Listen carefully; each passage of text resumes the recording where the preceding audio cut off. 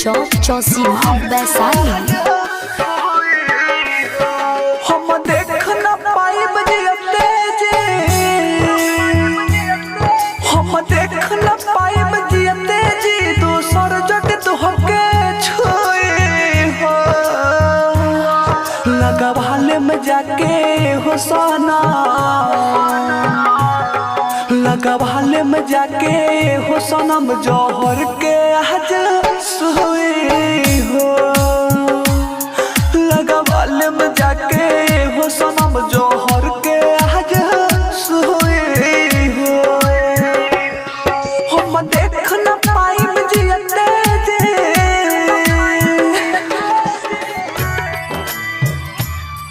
जौहर के आज, जौहर के आज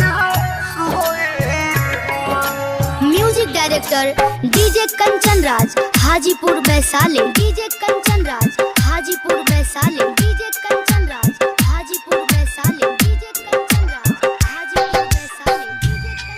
जौहर के आज चल जहिबू ससुरा के धरती पर,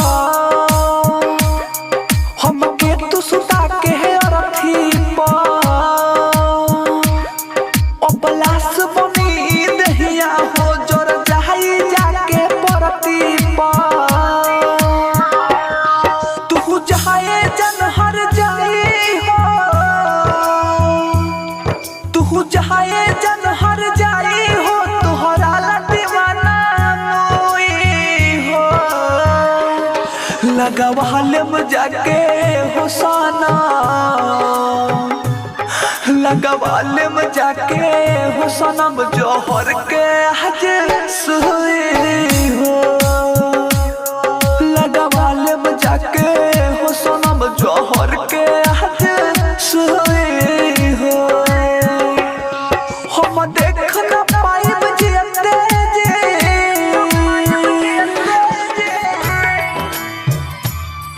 जौहर के आज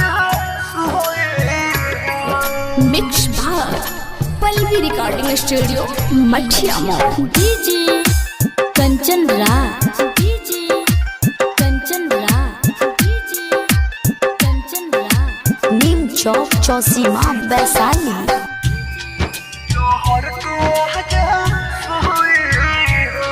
राइटर गुड गोल्डन कहेला,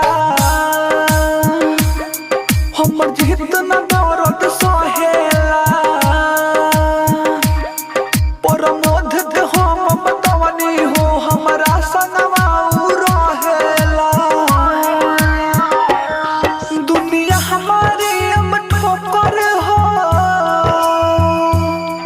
दुनिया हमारी अब ठोकर हो। लोर पोछिल के रुई हो,